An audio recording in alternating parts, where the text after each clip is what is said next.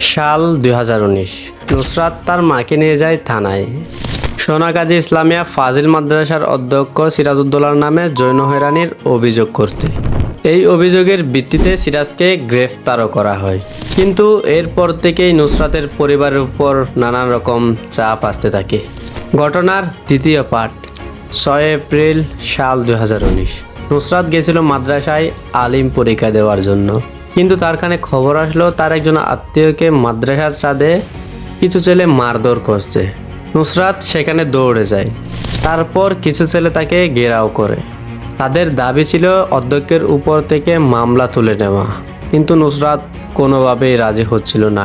কথা কাটাকাটির এক পর্যায়ে নুসরাতকে তারা হাত পা বেঁধে ফেলে এবং মাটিতে শুয়ে দেয়। এরপর নুসরাতের গায়ে কেরোসিন ঢেলে দেয়। নুসরাত যখন এই ঘটনা বলতেছিল তখন তার শরীরের প্রায় 80% পুড়ে যায়।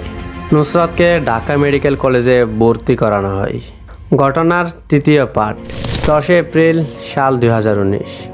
মাত্র 4 দিনের মাথায় নুসরাত মৃত্যুবরণ করেন। তার মৃত্যুর আগে তিনি কয়েকজনের নাম উল্লেখ করে যান, যারা ঘটনার সাথে সরাসরি যুক্ত ছিল। ঘটনার চতুর্থ পার্ট। 24 অক্টোবর সাল 2019। 16 জন আসামিকে ফেনীর একটি আদালতে মৃত্যুদণ্ড দেওয়া হয়।